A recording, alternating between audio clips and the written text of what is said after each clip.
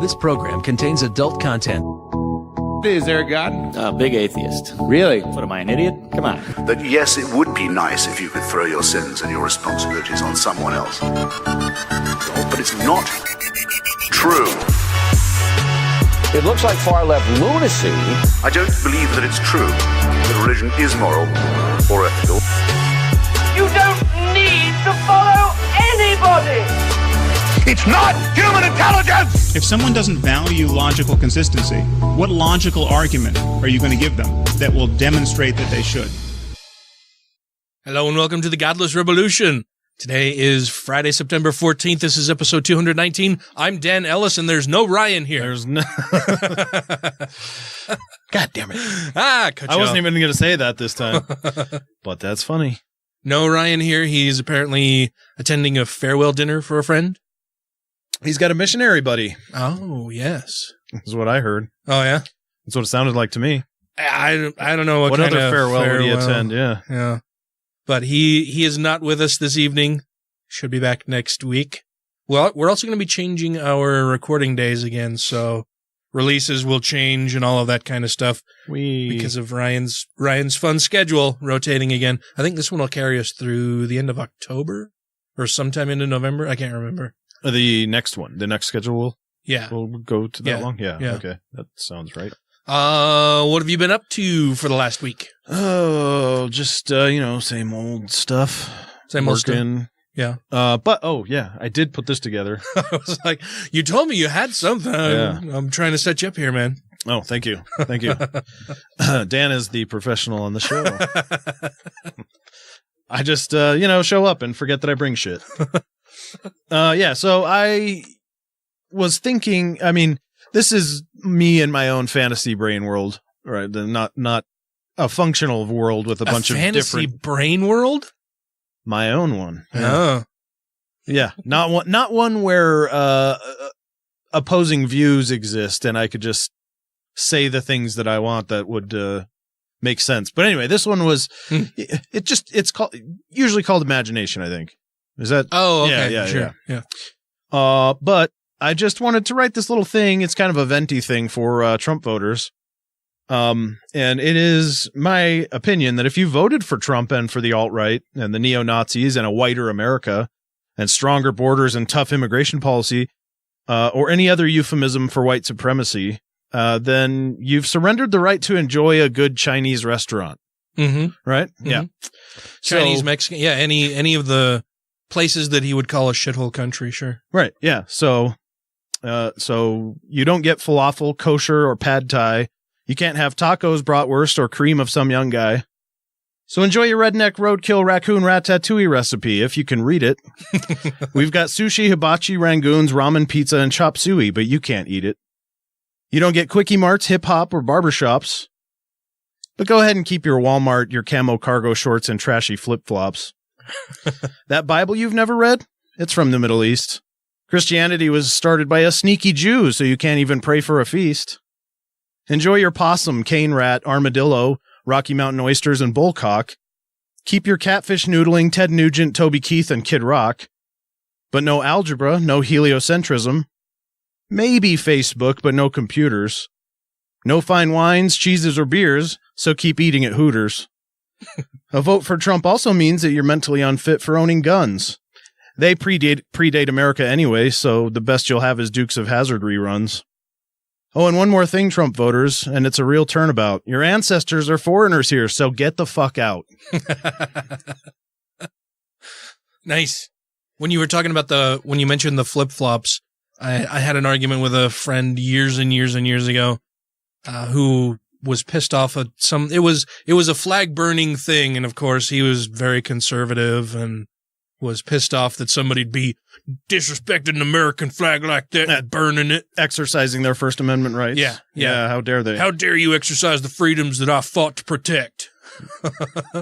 But he's going on and on about it's so disrespectful and everything. Somebody else at the party was wearing flag flip-flops, and I'm like, yep, dude, you actually cannot do. You can't tell me that it's disrespectful to the flag to burn it while somebody here at this gathering is wearing flag fucking flip-flops. Yep. Walking all over the flag with every step they take. Yeah, it's amazing. That's hugely respectful. That's exactly the hypocrisy I'm talking about that prompted me to write that thing. Like, if you voted for that and you're doing that, then you can't sit down in and eat a burrito and enjoy it. Because fuck you.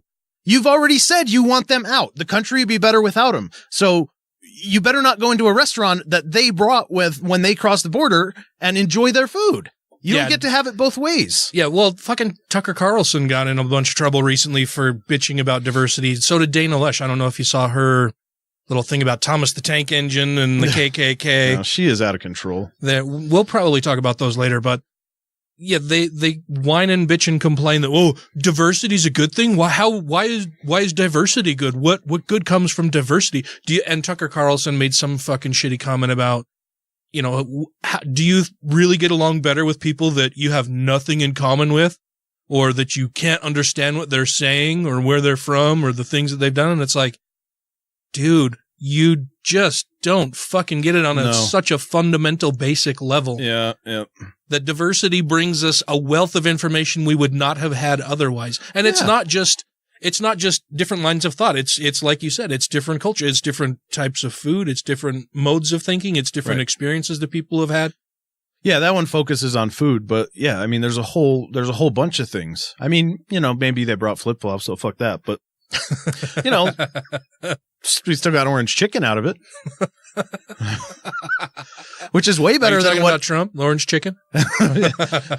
Nice double entendre French word. But all that food I mentioned is better than what we had in Britain before we came over here. Oh yeah, well, there's some British food that is pretty good. My ex mother-in-law made a mean bread pudding. Yeah, but is that better than flan or any of the? Well, maybe it's better than flan, but no, I'd rather have the flan.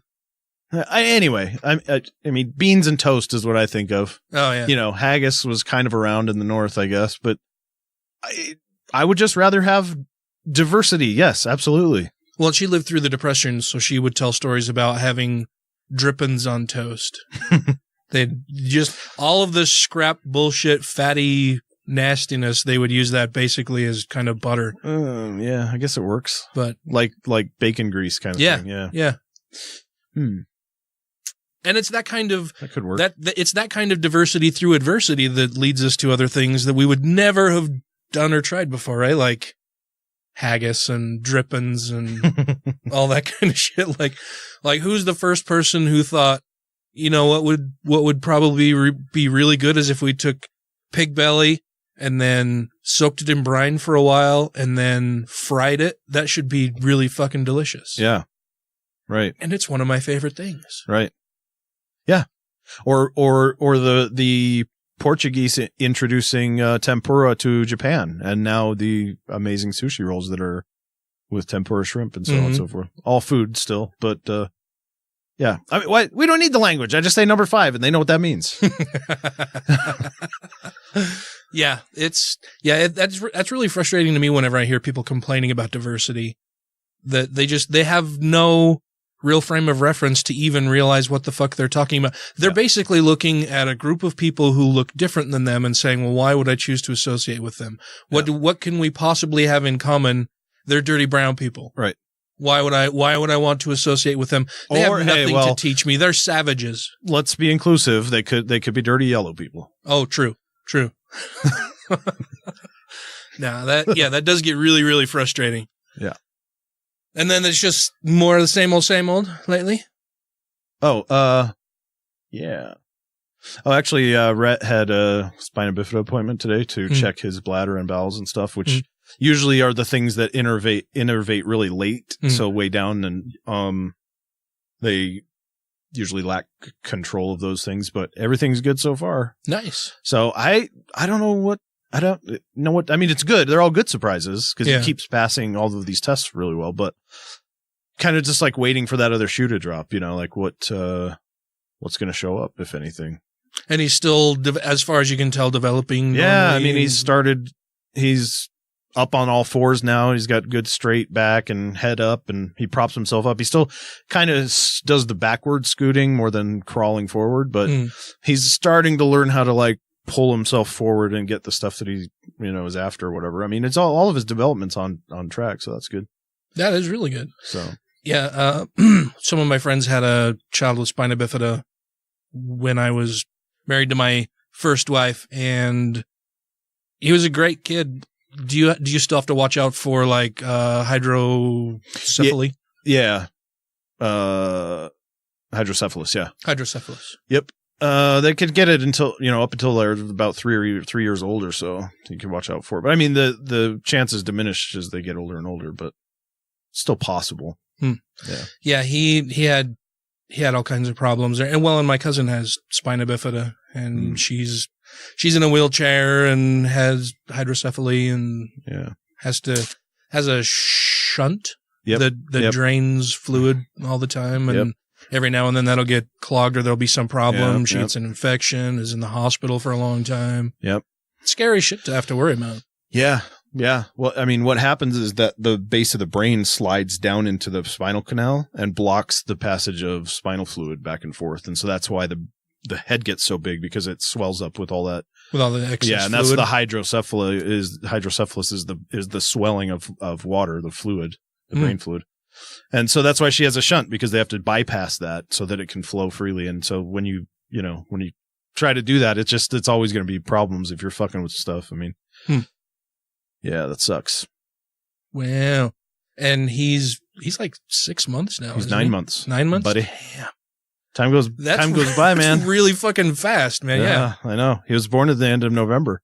Holy cow. Wow. That's just flown by, man. Yeah, I know. Yeah, because that one night we stayed here, I mean, I don't think there was snow out, but it was cold. Yeah. For sure. Yeah. Yeah. Oh, wow. Anyway. Wowie, wow. What about you, man? What have you been doing? Fuck. Nothing really. Just same old, super busy with work. We had Danica's birthday party. Danica, happy birthday. She turned 23. That's gone by pretty fast. Yeah. Yeah. She's got her own place now. She and her boyfriend-ish person are broken up-ish, kind of. She moved out of the apartment that they were sharing together and now has her own apartment. Uh-huh. And they still talk all the time and do things on occasion. I don't know what's going on. You know how people are like, you don't get the full story from, especially your own kids.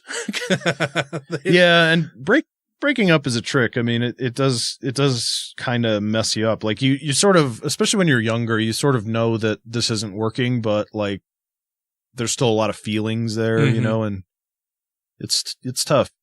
There's always a lot of bouncing back, Oh yeah. One was her first live-in boyfriend, and they were fairly serious. They had promise rings. Whoa, they were all very that kind of serious. That's crazy. So she was pretty devastated initially, and she seems to be doing well. But yeah, so we had a birthday party for her here at the house, and had a bunch of relatives over. Her one of her grandfathers was here. He used to live here and has recently moved to Michigan. Well, not real recently, but within the last year or so. His wife, Danica's grandmother, is Tracy's ex's parents. Okay. Well, his mother and stepfather, so it's Danica's step-grandfather. Right. Modern families and all. So Danica's grandmother had the same kind of brain cancer that John McCain had, and she passed away a few years ago. Or she died a few years ago. I'm trying to get away from flowery language when people die, like passed away, they've passed on, that kind. No, they're dead. Like they're dead. We should make sure that that's the thing we say. No. Yeah. Treat them like they're fucking dead, goddammit. They deserve that much. Oh, that reminds me, Chris Buttars died. I was so happy to hear that. I don't know who that is. He was a former Utah legislator who was famously, rampantly, ragingly, flamingly anti-gay, and was also very, very racist. The very first protest that I ever took my kids to was after he made a comment about a particular bill within the Utah legislature and referred to it as a very dark, ugly thing. It's a black baby. And so that lit a fire under a bunch of people, and we all went to the state capitol and held a protest, and he retired, I think, the following year. Oh, but really? He's got a long track record of being really, really anti-LGBT How rights. long ago was he in office? I want to say he retired 5 years ago. Maybe not quite that long. Man, it seems like I should definitely know his name. Yeah, Chris Buttars. Sounds kind of familiar, but I don't know anything about him. You'd probably recognize his sour puss if I put it on the TV. I don't really feel like seeing any sour pusses. but he died. Just stick a lemon in there and watch it pucker up. He died, and so I posted on Facebook, good, he's fucking dead. He was always a piece of shit, and if I find his grave, I'll dance a jig on it. Sure. Because he's a terrible person. And Gail Ruzicka, of course, was singing his praises. You know who she is, I right? don't know who that is. She leads the Eagle Forum, the ultra-conservative, right-wing... The Eagle Forum, of course. Quote-unquote think tank here in Utah.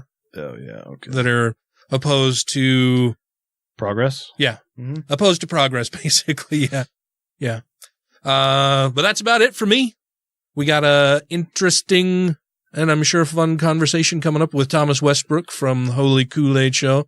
He started a fundraiser for the survivors network of those abused by priests in light of all of the shenanigans that have come to light in Pennsylvania recently.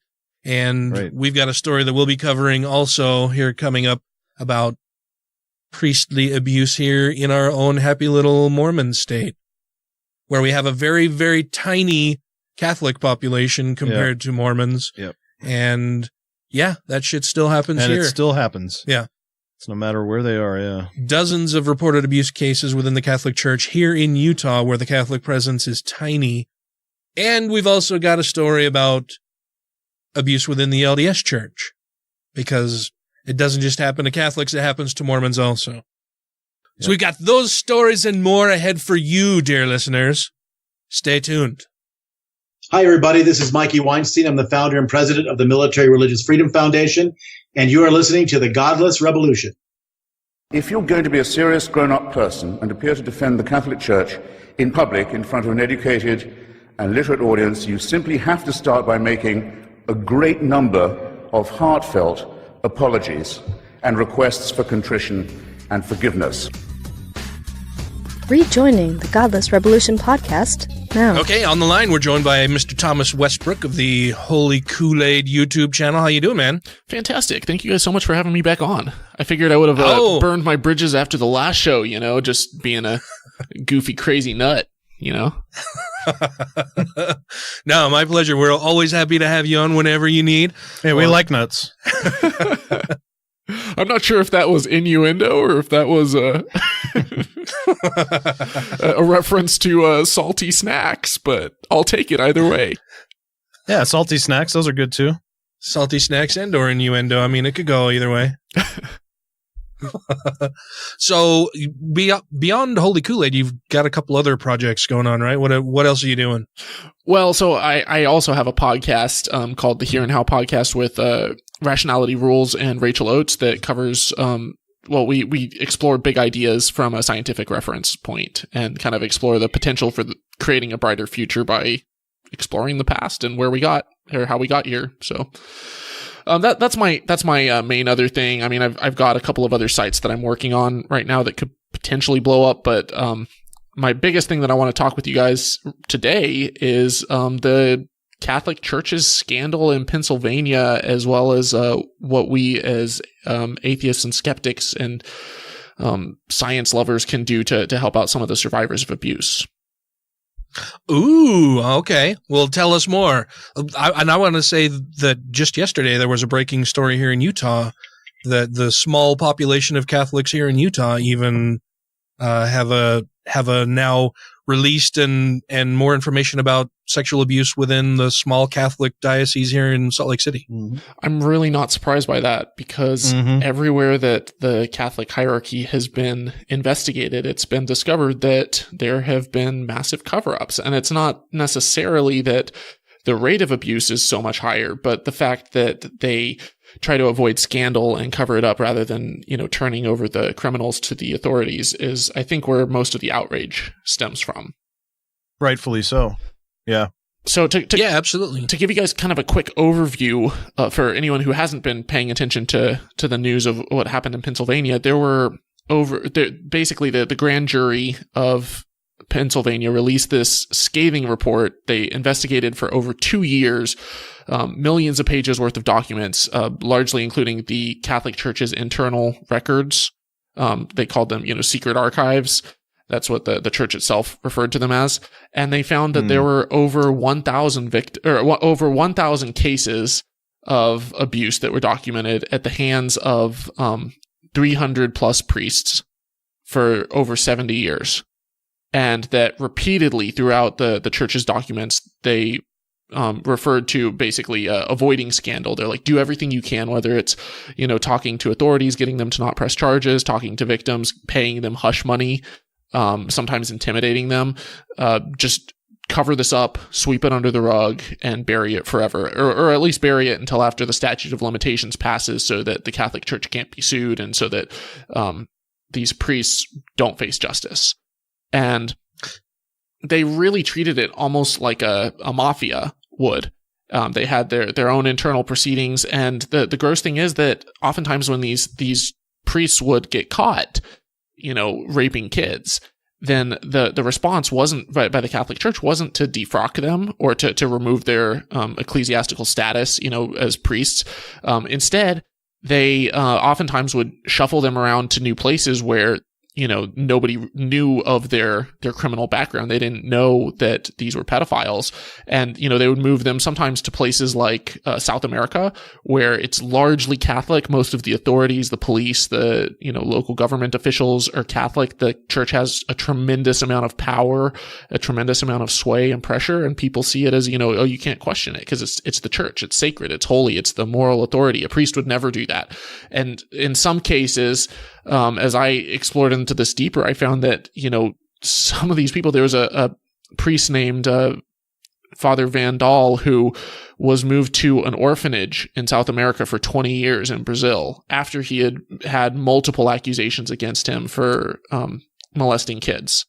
So just the level of not just complete neglect, but just it's just disgusting how complicit the hierarchy is, because this stuff isn't, a lot of people say, oh, it's just a one-off case. It's just a few, small little scenarios where, this isn't happening at a systemic level. It's not widespread. And what we found is that that's not the case. Like in 2002, Boston released, or the Boston Globe Spotlight team really did a thorough investigation into the local archdiocese in Boston. And they found that there were, that there was a massive scale, and the cover-up went all the way to the Vatican, and that this was happening at the level not just of a couple of priests or bishops, but it went all the way up to cardinals.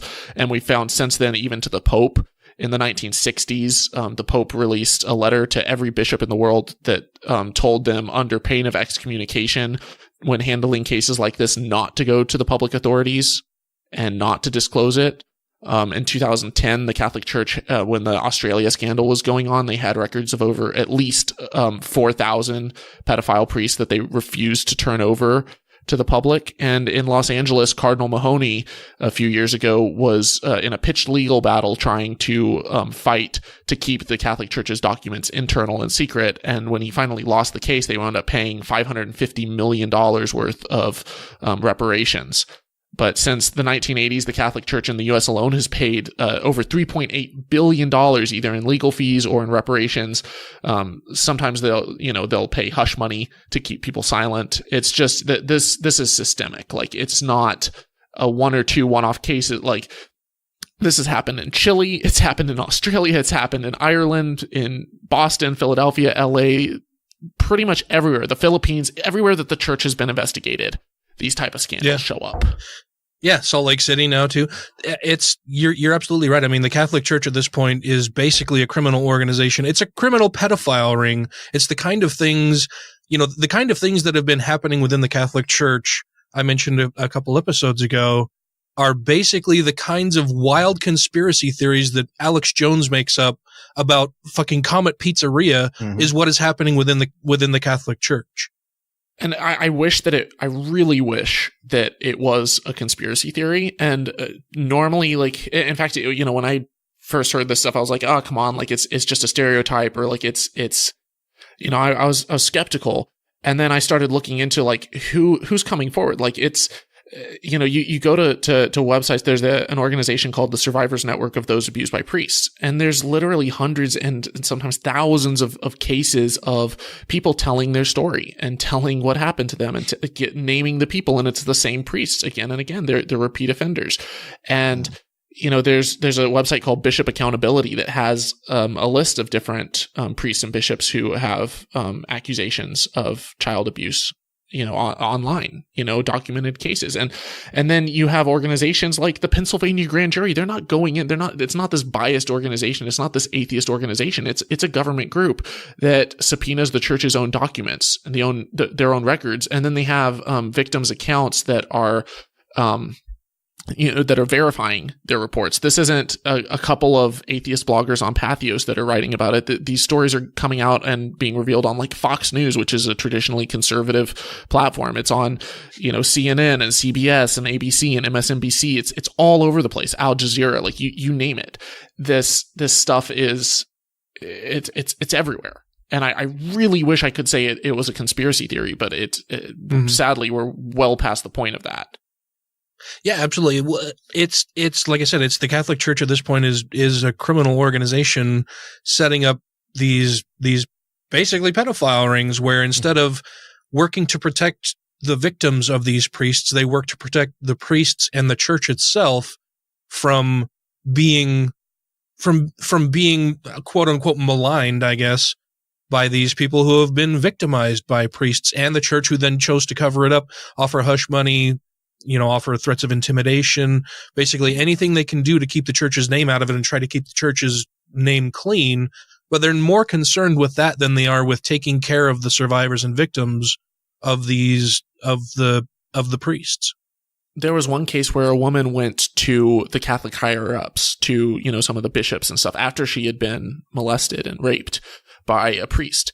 And the bishop basically told her to her face, like, I don't want to hear about it. You go to church, or you go to confession, and you pray for him. And then, and then she waited a little while, and then a year or two later came back to a different bishop, and he said, don't say the name. I don't want to hear about it.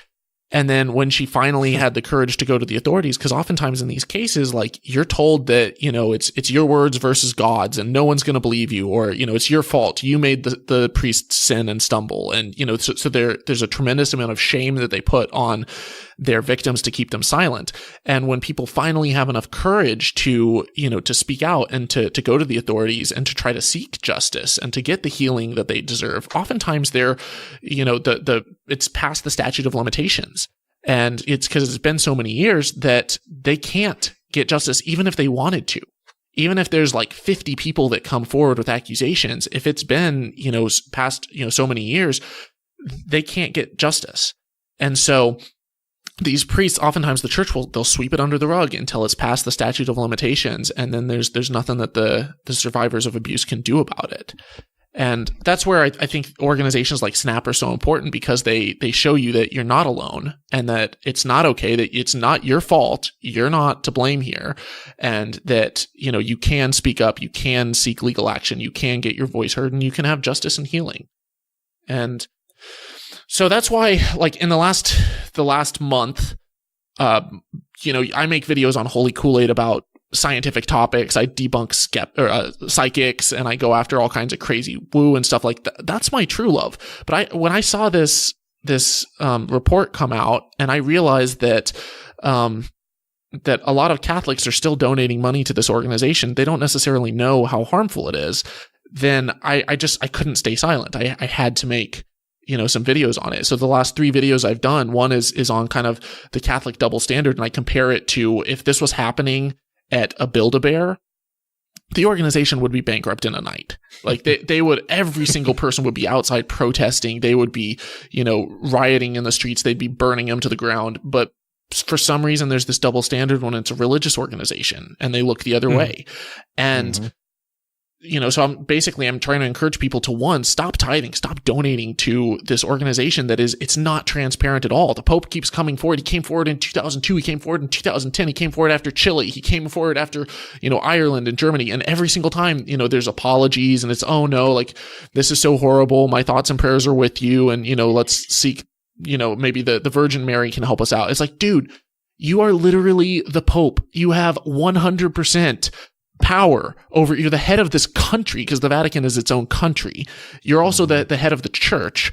You have 1 billion Catholics that are looking up to you as the 100%, authoritarian dictator with all of the power to change this. You can release all the documents. You can defrock the abusive priests. You can turn them over to local authorities or, have them arrested. If they're in the Vatican, arrest them with your own, your own country's resources, lock them up, have them seek justice, Yeah, he's the vicar of Christ. He's God's mouthpiece here on earth. Yeah, exactly. He has 100% authority and power to make this better, to make it right. And instead, he's sitting on all of these records of abusive priests who are still out there, and that the church is lobbying to keep the statute of limitations from being removed in Pennsylvania. They lobbied to keep 30 names private that keep them out of the grand jury report. So there's potentially 30 priests, bishops, even cardinals maybe whose names were in this report that got redacted because this massive, powerful organization is fighting to suppress it. And they're not fighting to help the victims. They're not fighting to give them justice.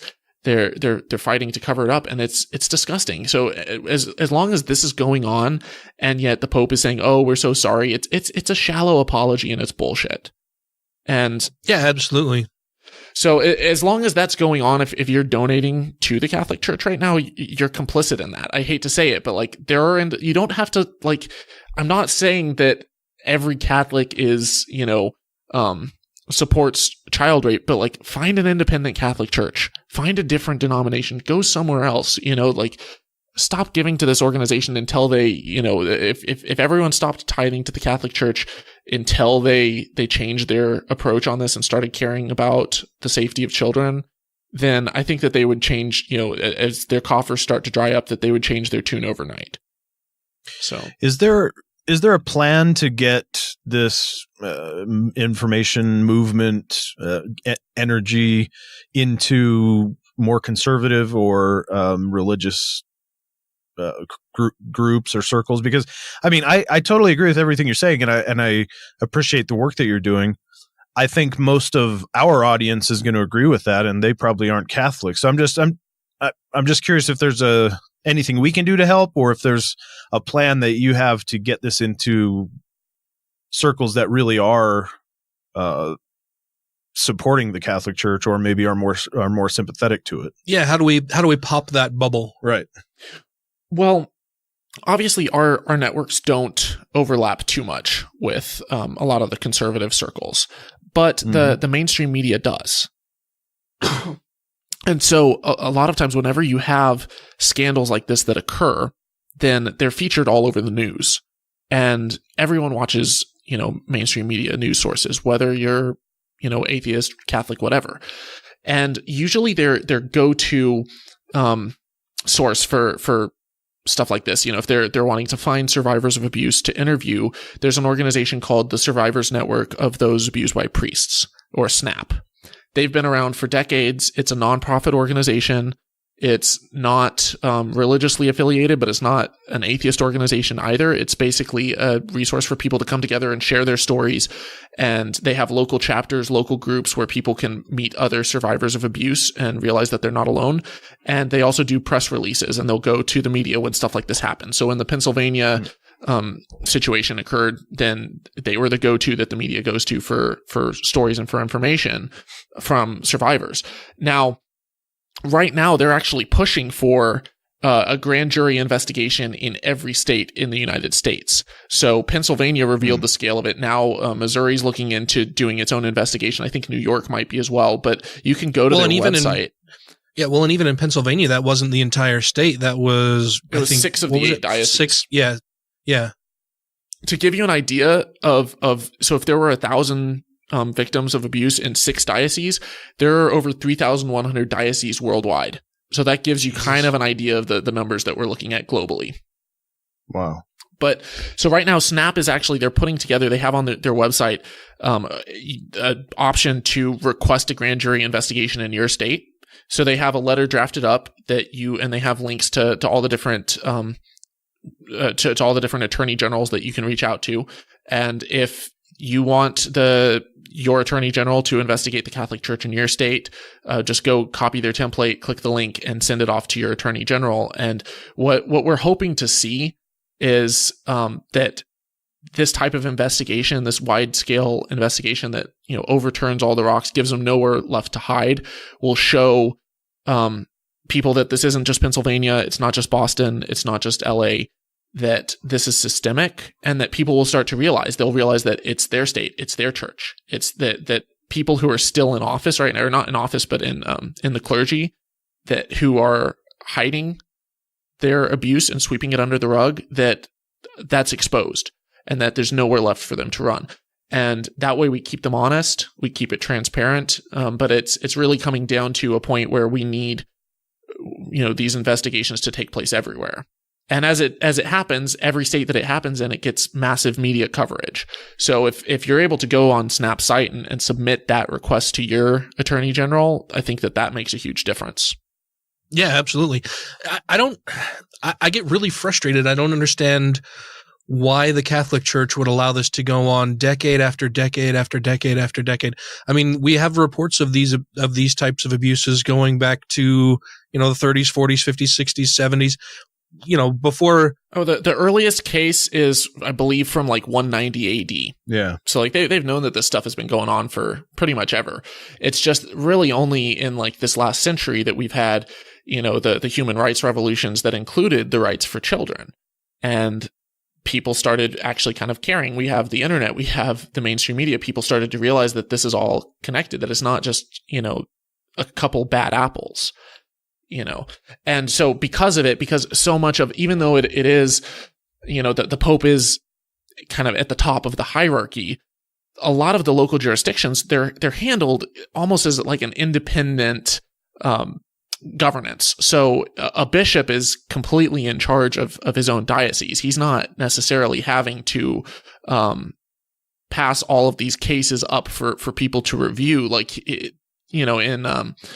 there was a case where there was a guy in the Philippines who was actually put in charge of overseeing cases like this in the entire country of the Philippines.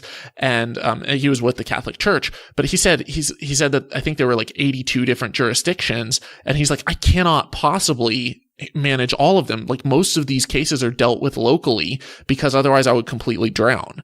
And so, you start to realize that a lot of it is just people who are, that maybe up until the last decade or two, they've thought that it was just a few bad apples. They've thought that it was isolated cases and a few bad priests, and they could just sweep it under the rug or just move them off somewhere else and let them be someone else's problem. And what we're finding now is that because the Catholic Church has had to pay billions in reparations, that if all of this came to light, if they released all of the documents and showed the scale of the cover-up, suddenly everyone is able to sue them, then they would be bankrupt in a fortnight. And so they're hiding a lot of these cases until the statute of limitations is reached. But the fact that they're not being more transparent moving forward, the fact that they're not really adopting a zero tolerance policy is, I think it's really discouraging, to say the least. Well, and what I find particularly frustrating is that they have within their power to not just transfer these priests to a different parish, right? They could get them out of the church. They could say, no, you're no longer welcome here. You've been abusing children. You can't be a priest here. And instead, they just transfer them somewhere else, and then don't warn the parishioners where they've transferred this priest to about any of the allegations of abuse against him. And so they've basically just thrown this priest into a brand new pool of victims, or a brand new pool of people that they can victimize without any warning or regard for the circumstances or the quality of life and care for the potential victims where they've transferred this guy, nor do they care for the victims of the priest from where he has been transferred from. Jesus, I sound like an idiot right now. I'm stumbling over my own words, but I'm so enraged and pissed off by this because they've had centuries in order to fix this, and they don't fucking care. They don't care about the children who are being victimized by this. All they care about is the church. And even then it seems really, really fucking stupid that they would just transfer a priest somewhere instead of drumming them out of the church. I mean, if you drum them out of the church, as long as there's no light that's shined on it, then they don't care. It's to give you here's kind of a one case that comes to mind, that there was a cardinal in the U.S. that was literally put in charge of ensuring that these cases were handled differently, that they were dealt with differently. His name was Cardinal McCarrick, and he was very strong for a zero tolerance policy. You know, if someone's caught being abusive, you know, remove them from office or remove them from their ecclesiastical position, defrock them, you know, don't let them continue to be around kids. And then it was revealed that McCarrick himself had sexually abused minors. Like the cardinal who's in charge of overseeing this himself had been doing that. And so then when this comes to light, you have organizations like the Catholic League come forward, and their president, Bill Donahue, who fuck that guy. He's paid $500,000 a year to defend the Catholic Church at all costs. So that means whitewashing this scandal, blaming whoever he can, you know, trying to throw up smoke screens and diversions and make it look like it's less bad than it is. But he comes forward and he's like, well, do you know that it was a Catholic cardinal Cardinal Dolan, who reported McCarrick and who turned him in? Like, the system's working. And then you dig just a little bit deeper beneath the surface and you realize that his shining example of transparency, Cardinal Dolan, had paid $20,000 to abusive priests, basically as incentive money for them to step down, because he didn't really want to have to bother going through the public process and the long drawn out process of defrocking them and actually, you know, seeking justice. And instead he gives them $20,000 to step down quietly. And it's like, in what other circumstance, in what other situation, if you're working with kids and families and stuff, are you paid a $20,000 cash bonus for raping kids? In what other scenario? Mm-hmm. And then a few years after that happened, then he wrote to the Pope and he basically said, hey, look, I've got $57 million of Catholic funds. You know, can we relocate this to a different bank, because these abuses are coming to light and we want to protect this money from victims suing us. So he's basically moving money around to try to prevent paying reparations to people who've been raped by members of the Catholic Church. And so this is the shining example of transparency that Bill Donahue is putting forward. And they're 100% complicit. It's just inexcusable.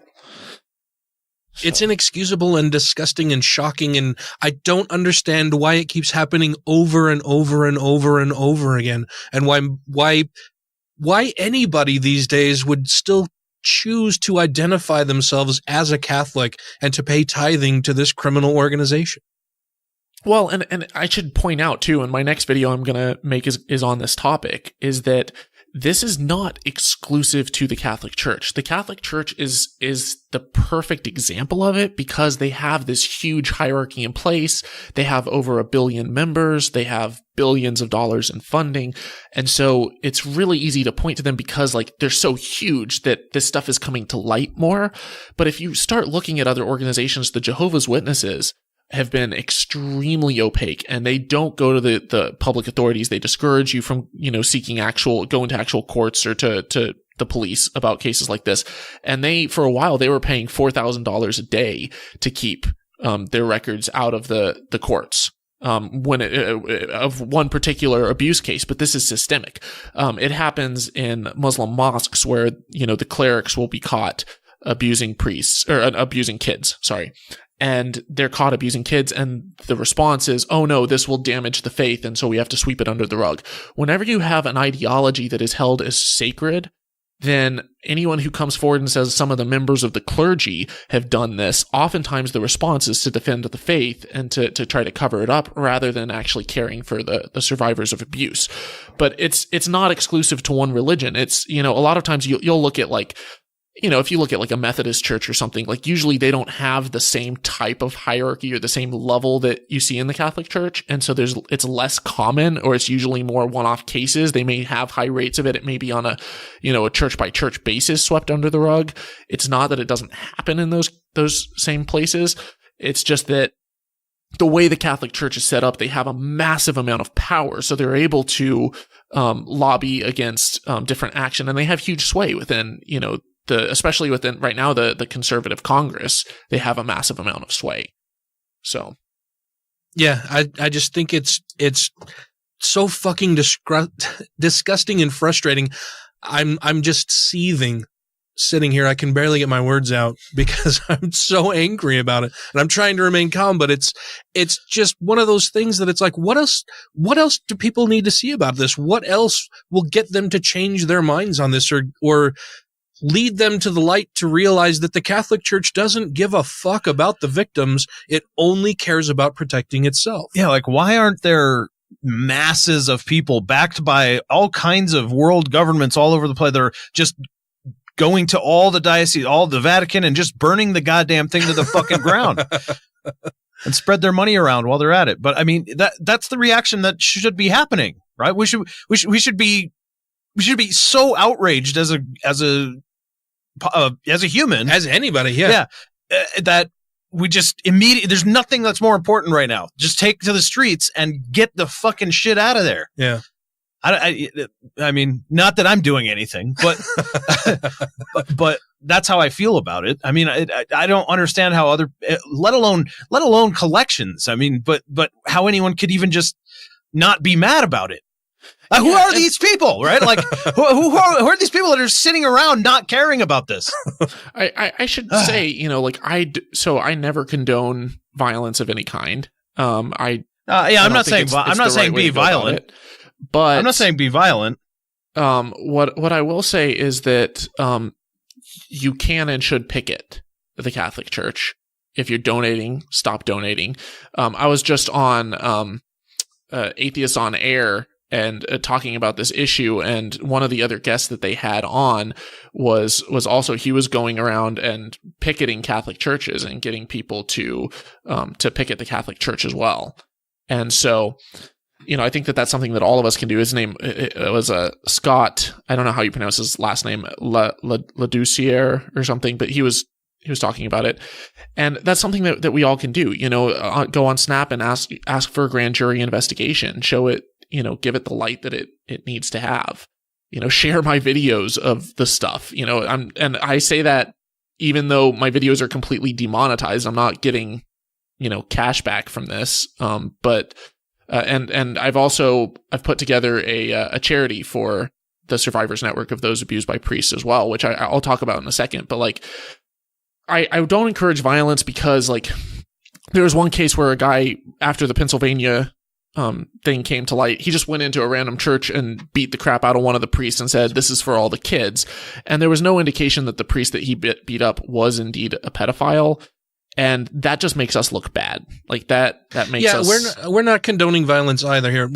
Matt's referring more to the burn it all down. That the mentality. It's all fucking garbage and needs to go away. We're not saying go out and start setting churches on fire or anything. It's this all needs to be brought to light, and we don't understand why more people aren't outraged by this, especially the conservatives who get so fucking fired up and mad about somebody who takes a knee during a football game, for example, or uses the quote unquote wrong bathroom. Yeah, and yet there are priests protected by a worldwide organization who are raping children at massive levels, and they seem completely unconcerned about it. Yeah. It is extremely disturbing how little blowback there's happened. Now, if you go and you look, like, there were people, like when the Boston Globe report came to light, there were people who were out picketing. There were Catholics who were out picketing their churches and who were, had loudspeakers and were outraged by it, and rightfully so. But the fact is, it's been going on for so long now, people kind of expect it. They've kind of become complacent because they see it as, oh yeah, that's just, being a priest is almost synonymous with being a pedophile. Or they're like, oh, well, that's happening at other churches, but my church is different. My church is one of the good ones. And they don't realize that nobody thinks that they're going to a church where the priest is raping their kid until after they find out that it happens. It's akin to the gun violence debate, or how terrible the current president of the United States is, where it's just the steady drumbeat of horrific story after horrific story to where you kind of become numb to it. Mm-hmm. Mm. Yeah. And I don't know what else we can do to, grab people by the collar and shake them and say, you need to pay attention to this. This is fucking important. Yeah, that's what my frustration is. Like, why aren't people more outraged? That's what I'm trying to say. Well, and one reason why a lot of people are kind of looking the other way is because you have people like Bill Donahue going on religious programs and saying, oh, hang on, the grand jury report's only telling half the story. We have to look out for all these innocent priests and stuff and not smear their good name. And a lot of them haven't even had a chance to rebut the claims against them. It's like, well, why they haven't had a chance to rebut it is because none of them actually stood trial because it was past the statute of limitation date. What people should be outraged at is that the church itself and that the church hierarchy brushed it under the rug for so long to allow it to get to that point. And, I think what outraged me almost like more than anything else is that while this is coming to light, you have, abuse victims and survivors who are coming forward who, the Catholic Church is doing everything it can to shout them down and say that they're lying. So there was a guy in Ireland he came forward and they had a 5-day commission where he had, 7 barristers that were interrogating him, government officials interrogating him. And then they bring over this 90-year-old guy from Rome to tell him that he's lying and that he wasn't raped and that he wasn't beaten for hours. Like this, they're treated like they're a bunch of liars who are just out for attention and money, when really they just want justice. They want to be heard. And when the grand jury came forward, you have Bill Donahue basically saying, oh, it's all hearsay. It's a bunch of baloney and stuff. And then he calls in a letter to Cardinal Dolan, he tried to smear SNAP, the organization that's literally just a collection of abuse survivors, and he called it a phony victims group. So, and this is a guy who he's paid $500,000 or almost $500,000 by the Catholic Church to make statements in times like this. Well, and I wondered about that. Is the Catholic Defense League actually a wing of the Catholic Church? It's been my understanding that it was kind of a separate entity, that the Catholic Church isn't directly tied to them, but they don't ever really stand up and say, Bill Donahue says some horrific shit and we disavow a lot of the things he says. They just kind of let it go unsaid. And so I don't know if it's actually like a part of the Catholic Church or if it's a separate entity. I'm not sure the connections between it. I know that every time that the Catholic Church does something like this, they're always quick to jump on and defend them. Oh yeah, well it's right in their name. I wonder what kind of toddler-sized skeletons he's got in his closet. Yeah, it does look like it's technically a separate organization. They have 350,000 members, and it is a nonprofit. But yeah, and I've compared it to, there's a organization called FAIR.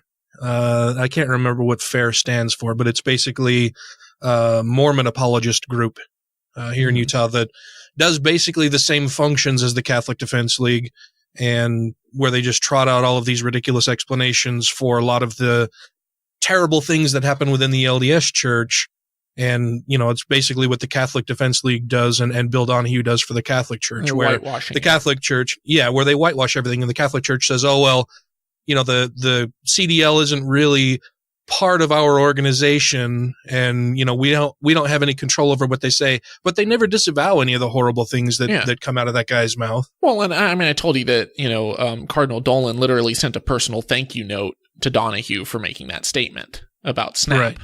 You know, this is stuff that like they're not just looking the other way. They're actually, you know, grateful for the work that the Catholic League does because it's helping whitewash their crimes.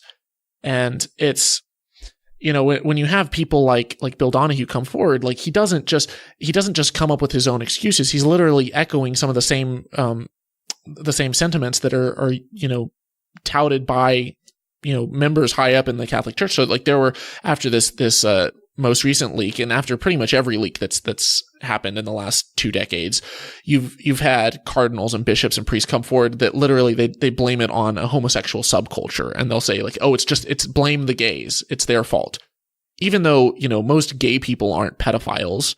And, you know, by being gay, it doesn't increase your chance of becoming a pedophile.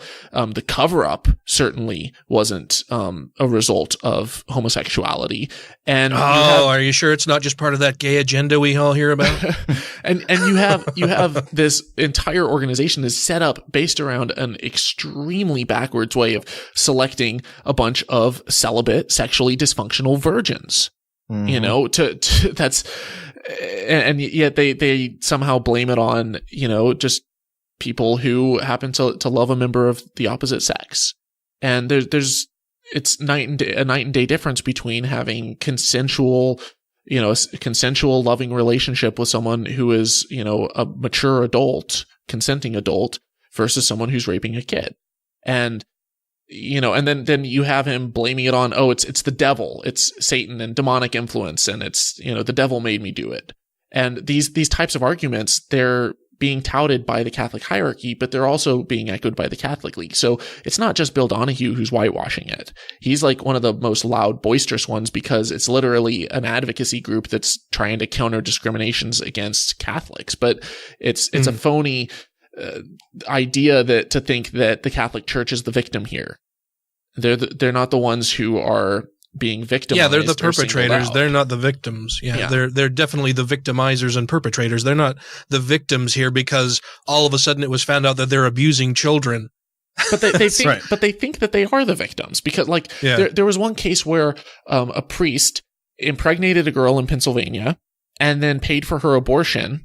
And when the bishop, you know, the bishop sent a letter basically saying, like, you know, I am so sorry for the difficult time that you're going through. I can't imagine how hard this is for you. He didn't send that letter to the rapist. He didn't send it to the girl. He sent it to the priest who had raped her, to the perpetrator. You know, his sentiment and his apology was to the perp. There was another woman who she went to the authorities. You know, I was telling you earlier about this woman who went to the authorities who had passed the statute of limitations date, and so the authorities couldn't do anything about it. But then she found out in this recent grand jury report that the Catholic Church had actually hired a private investigator not to look into the actions of the priest, but to dig up dirt on her and her daughter in case they needed to undergo a smear campaign against her. That is so fucking disgusting and awful. So what can we do to help the survivors and the people who have been abused? So I've actually set up right now a GoFundMe for the organization, the Survivors Network of Those Abused by Priests. And we have a goal of $5,000. We're about 3/5 of the way there. And so in the last 2 weeks, we've raised over $3,000. And basically, we're atheists supporting survivors of clergy abuse. And the best part about this fundraiser is that, it's completely transparent. It's a 501c3. All of your donations are tax write-offs, tax deductible. And I don't touch it at all. Like, it's because they're in GoFundMe's database. Like, it literally goes directly through GoFundMe to I think it's called the PayPal Giving Fund. So goes directly to them. That's completely transparent. But the best part about this fundraiser that we're doing is that we're making the donation courtesy of Bill Donahue.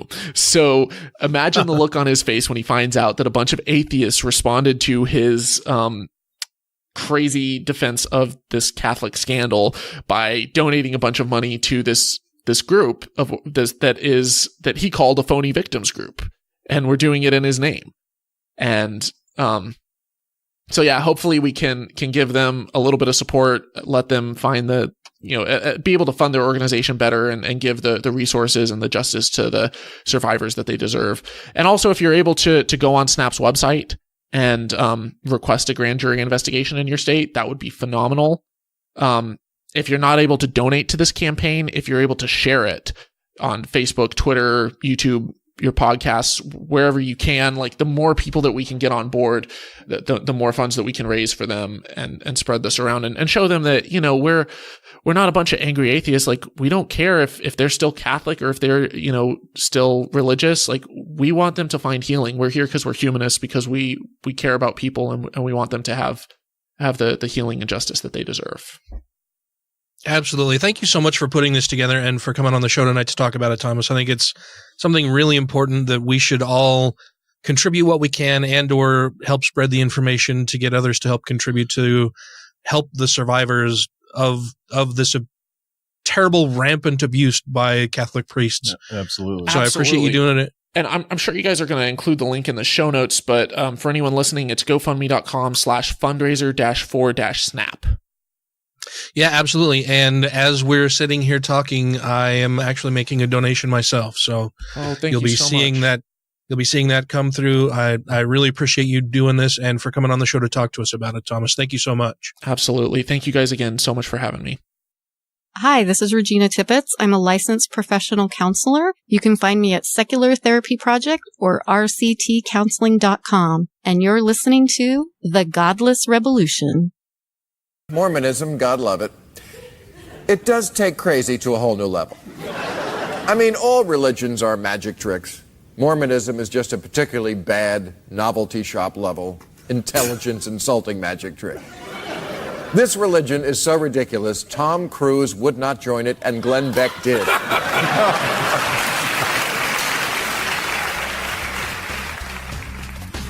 You and the Godless Rebelution will be reassimilated in 3, 2, 1. Well, I think it's awesome that Thomas is doing that. Yes. Setting that up for the Survivors Network of those abused by priests. The first time I heard about Snap was through watching Ray Donovan on Showtime. It's the one with Liev Schreiber as the lead character. He's kind of he lives and works in Hollywood. He's kind of a fix-it guy, the tough guy that, these celebrities get in trouble and he makes their problems go away kind of guy. But he has one of his brothers in the show. Of course, they're all Catholic from Boston. Who is this? Liev Schreiber. Okay. And the show is Ray Donovan on Showtime. Oh, okay. And one of his brothers was abused. Well, they were all abused when they were younger. This is the story, right? Not, Yeah. Okay. Not in real life. This is in this. Because I was like, that sounds like a pretty Jewy name. In the show. Well, you know who Liev Schreiber is, right? Yeah. Okay. Yeah, but he doesn't strike me as a hardcore Catholic from Boston. No, in the show he does. He plays the part well. But that's the first time I heard about Snap because one of his brothers, I see, is a member of Snap and goes to therapy through them and won a settlement, or I don't even know if it was a settlement, or I can't remember if he actually took the church to court or if they just, offered a settlement instead of going to court. But he had quite a bit of money from that, and that's the first time I'd heard of Snap. That's crazy. He could do all of that while. Was this before or after fighting Wolverine? After, for sure. But it busy guy. I get so angry and so frustrated with this that you all heard it during the interview that I can barely get my words out because I'm just fuming. But why? What are you so mad about? Well, I think we've mentioned it before on the show. I was abused when I was really young, like young enough that the threats that I received after being abused about, you can't tell your parents, or I'm going to hurt them, I'm going to hurt you, I'm going to hurt your sister, that kind of thing, that, I just carried that with me until I was in my 20s. Like, I didn't tell anybody about it. And my mom found out about it because I was going through my divorce, and it was, part of our custody battle, whatever. evaluation and everything. Talking to a therapist about it who was doing the custody evaluation and everything. She asked if you've ever been abused before. And so, yeah, said, yes, I was. And these are the circumstances. And I still hadn't actually spoken to my mother about it. And she didn't find out until we were in court one day and they talked about it in court. And she was, of course, sad and angry a little bit, I think, and hurt that I hadn't shared it with her before. But it was like, by the time I reached an age where I realized what had happened was bad and it wasn't my fault, it was like, it's so long ago. I don't know the guy's name. Yep. I don't know anything about him other than that he abused me when I was young enough that I can barely remember it almost, Right. And so to tell her about it then is like, clearly the statute of limitations is run out on it. Sure. I don't know the guy's name. I don't know if she would remember who it is. It was a friend of family friends, And so it makes me so fucking mad because they're taking advantage oftentimes of children so young that they don't have any idea even what's really going on. Well, it's victim squared at that point, right? Because it's the abuse and then it's the threats afterward. And then you carry, now you carry both of those things for me for, another 2 decades or whatever it's going to be. Yeah. Yeah. And so it makes me so mad because I was a victim myself when I was young, and I know the kind of harms that can come from that. Luckily, there's no good way to say it. Luckily, it only happened to me a few times. That it wasn't a frequent recurring thing that happened, but it's still, it has left scars with me that I've carried through my life from then to now. And I'm sure we'll have them the rest of my life. I've spoken to therapists about it and had counseling for it and shit like that. But the perpetrators often don't, they have no concern really for their victims. No, of course, none. And then you heap threats on top of that. And then when it comes from somebody who is ostensibly they're spreading God's love and they're God's mouthpiece for you personally. They're somebody who everybody in your church looks up to as a leader, as a holy man of God, as somebody who could do no wrong, that you can't easily express what has happened to you when you're that age, because most of the time adults won't fucking believe you anyway. Mm-hmm. Oh, a priest would never do that. He's a good godly man. And that's another reason why I hate that fucking phrase whenever I hear it from anybody. Oh, well, he's a good Christian man. Or, oh, he's a good Catholic. He's a good whatever. They tie any kind of religious belief automatically to being a good person. Right, to morality. And that's so harmful for a variety of reasons, but that's my primary objection to it, is that then it sets them up as somebody who can never do any wrong. Right, the elevation of a human in that way. Yeah, it creates a shield around this person where they can't do anything wrong, and anytime any allegations are leveled against them or any kind of bad word comes out about them, everybody stands up and says, oh, no, that couldn't happen. He's a priest. Mm-hmm. Oh, he's a bishop. He's a good Christian man. He's a good Catholic. He's a good Mormon. He's a good Baptist, whatever the fuck. And they don't take the time to really study the person's background and that they could have done these things. It's, well, they have a religious belief, so clearly they're a good person. We need to start changing that and say, well, he could have definitely done that because he's a bad pedophile man, and just change the words to what they actually are. Well, and when you hear about the types of abuse going on within churches, it shouldn't be that you have any reason to doubt any allegations against these people in the future. At this point, churches are places to go to get your kid diddled. Yeah. That's what they're for. Yeah, unfortunately for way too many kids, that is what happens. Yeah. And it just, it makes me so angry that I can barely speak about it. And by the way, I'm really sorry to hear about that with you, man. Oh, well, we've mentioned it like many episodes ago, just kind of in passing a little bit, I think. But still, I mean, it sucks, and I hate to hear about it for people that I care about and love. So thank you. Sorry, man. Thank you very much. I appreciate it. It's it was so long ago that it's not something that I think about on a daily basis anymore, but it is something that whenever this comes up, every time this comes up, every fucking time something like this, every time I hear of an abuse story from another person for anything, it comes up. So it bothers me that I hear these stories more and more and more, because personally, then it brings up my memories of this more and more often. And to think that it just keeps happening over and over and over again in a church where they know that it's going on, and instead of protecting the victims, they protect the church. And that's fucking disgusting. It's criminal. I don't know why there aren't more investigations into this and why there aren't more prosecutions for it. We have the evidence. We have the church themselves saying that this is what happened. Why aren't they going after the priests then? Yeah, that's what I don't. That's what why aren't they in fucking prison right now? And why is there a statute of limitations on this? There's no statute of limitations on murder, right? Right. Why is there? And it's because that is a loss that is forever. That person is gone. That loss has been suffered. There's no statute of limitations on it because that person is just fucking gone now. There's no way to make things right for that person. Sure. It should be the same with sexual abuse. There shouldn't be a statute of limitations on sexual abuse cases because you carry that shit with you for the rest of your fucking life. Yep.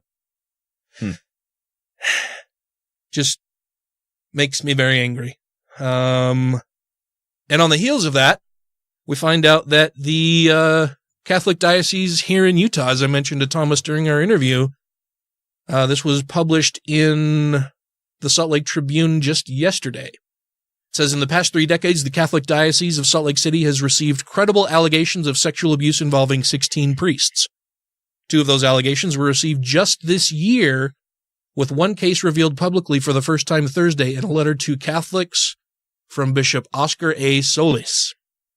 The letter, called Report to the People of God of the Diocese of Salt Lake City, is likely the first time Utah Catholics have received this type of accounting of sex abuse allegations against priests, said diocese spokesman Gene Hill. Not Heel. It also marks the first time the diocese acknowledged outside the parishes where he served that a second priest has been put on leave this year in connection to a sexual abuse allegation. That allegation involved Father Jorge Martinez Gomez, who was put on leave in early July after an allegation of misconduct involving a man. Parishioners at St. Francis of Assisi in Orem were told about the allegations involving the parochial vicar that month. A copy of the pulpit announcement was released to the Salt Lake Tribune on Thursday. It said that the alleged misconduct occurred in December 2016, but that the diocese was not made aware of the allegations until July 3rd.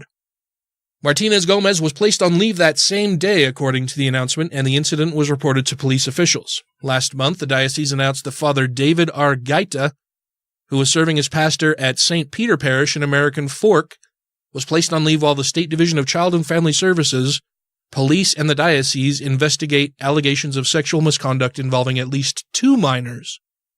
In addition to the 16 priests accused since 1990, there have also been sexual abuse allegations against 1 religion brother and 1 seminarian. In total, the Salt Lake City Diocese, which oversees all parishes in Utah, say there have been approximately 34 alleged victims of abuse from these allegations in the Beehive State, and the instances took place from 1960 to 2018. Most of the allegations were made after the priests had left the priesthood, retired, moved to their home country, or died, but the document said 2 priests were stripped of their church position.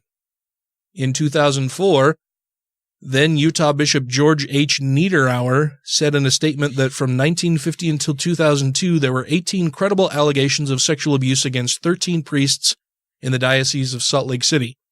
That represented 2.7% of the 476 priests who served the diocese during those years, said Niederauer, who died last year.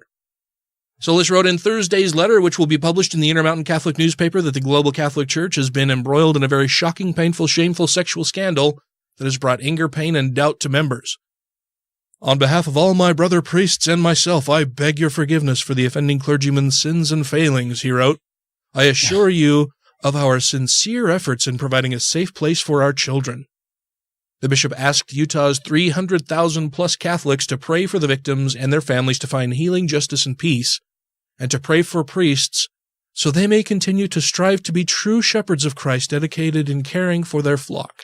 So why Why should we pray now after? Why should the victims have to pray? What about the prayers while it was going on? What about the times that they were crying out to heaven while they're being raped? Yeah, and why would you have no to, answer? Why would you have to pray? Is it that God's attention is turned somewhere else and you need to snap your fingers? Hey, fucker, look over here. Look what's going on down here. Yeah, well. Look what your representatives here on earth are doing in your name. It's I can't. I just fucking mad. I'm kind of in that same position. I don't really know what else to say about it. I mean, it's how many times have we talked about the Catholic sex abuse stuff on our show? I mean, time and time again. Oh yeah, it's come up. And well, this is what I was trying to say with Thomas, is that I just don't understand why everyone isn't as outraged as we are about it. Yeah, how they can hear this stuff and just meh. Oh, it happens sometimes. Wasn't me or, anybody in my family, so I'm not going to be too outraged But about it probably is. Yeah. It probably is them or someone in their family, and they're still meh. Yeah, I mean, how does that happen? Yeah, these are the reported cases that we're hearing about. My case was never reported to anybody else. How many other children out there have cases like this that were just never reported to anybody? I think the number that they guess is about 1 in 20 of all abuse cases like this are not just in the clergy, but just all sex abuse cases. 1 in 20 are reported, maybe. Oh, really? Oh, only 1 in 20 are reported? Yeah, maybe. Oh, wow. It's probably higher than that, but that's what they think. Oh, wow. So, someone reported it, and then you're one of the 20. Oy. And then that one person, it's not believed, or it's discredited, or whatever else, or it's paid off, or whatever else they're doing. That it's just 1/20th of all the examples that they have to keep quiet or fight somehow. Yeah. Solis, who assumed the diocese reins in March 2017, promised that any reports of sexual abuse in Utah will result in a priest's temporary suspension and mandatory reporting to DCFS and local police. Really bringing down the hammer, huh? Well, I mean, the last bit certainly is a big change. They didn't used to report it to external agencies at all. It was all kept in-house. Well, that's true, but a mandatory reporting to DCFS and local police sounds like a good start. Victims will be offered therapy, he wrote, and the suspension of a priest will be announced in his parish. Additionally, Solis said the diocese will adhere to a, quote, zero-tolerance policy, end quote, in which no priest or church minister found to have abused a minor or are credibly accused of such abuse will be allowed to return to the ministry. So it sounds like Salt Lake has got their stuff more together than the mainline or home church back at the Vatican. Yeah, but they need to be in prison. Oh, for sure. Why haven't there been priests imprisoned over this? Yeah. The Diocese of Salt Lake City is committed to carrying out this sacred duty responsibly and faithfully now and in the future, he wrote. With your support, we hope to provide a safe environment for all children and everyone. Solis's letter was released the same day Pope Francis met with leaders of the U.S. Conference of Catholic Bishops to talk about the sex abuse scandals that have lacerated the church. A Pennsylvania grand jury report alleged that more than 1,000 children were sexually abused by over 300 clergy in 6 dioceses in that state, and that a systemic cover-up effort by church leaders took place over a span of 70 years. In other states, such as New York and New Jersey, state attorneys general announced criminal investigations. The Utah Attorney General's office said no investigation is underway here. I encourage you all to use the link that we will provide in the show notes, where you can go and ask your state attorney general to look into these types of things. Revelations also surfaced in the U.S. that one of Pope Francis's trusted cardinals, the retired Archbishop of Washington, Theodore McCarrick. Hey, we don't use the R word. Retired? Oh, that sounded a little better. Allegedly sexually abused and harassed minors as well as adult seminarians. More recently, a former Vatican ambassador to the United States alleged that Pope Benedict XVI and Francis were aware of the accusations against McCarrick for years before he resigned this summer. Wow. Pope Fluffy and Pope Benny knew about this for years and didn't boot him out. They allowed him to retire years after finding about the abuse. Yep. In August, in the first papal visit to Ireland in 39 years, Francis apologized for the crimes of the Catholic Church there, acknowledging that thousands of Irish children were sexually and physically abused at Catholic churches, schools, and workhouses, and that women were forced to give up their children if they became pregnant out of wedlock. A sex abuse scandal in Chile dominated headlines during Francis's visit there in January. He recently accepted the resignation of 5 of the 31 bishops who offered to step down over their disastrous handling of abuse cases. Again, I just am so fucking angry by this. Yep, it's real stupid. One more that I get to be angry about. Because it's not, as Thomas mentioned during the interview, it's not just the Catholic Church that has these types of problems. Nor is it just the Catholic Church in certain areas or any other church in certain areas. It happens all over the place, even here in Utah. And not just the Catholic Church here in Utah, even the LDS Church. This comes to us from local news channel 2 KUTV, which made a little report of a recent thing on the MormonLeaks website. MormonLeaks is like WikiLeaks, but for documents that are not great or that the LDS Church would like to not be available to the public. Welcome to 2 News at 6. That document was leaked by an anonymous source. The website MormonLeaks posted the document saying it reveals how the Mormon Church handled the sex abuse allegations. Yeah, Christina Flores on the story for us tonight. What exactly does the document say, Christina? Well, it talks about several cases from 2012 that involve sexual abuse allegations involving missionaries, even a stake president. Now, the founder of MormonLeaks says the person who leaked the document to him is solid. He says the document shows how the church investigated these cases without going to police. Oh, right, because why would they want to go to the police to report the actual crimes that have occurred or that were reported to them? You know, why would they do that? Because it might be damaging to the church. Right. Who cares about the victims? We need to protect the church first. And so we're not going to go to the police with this. We'll handle it in-house.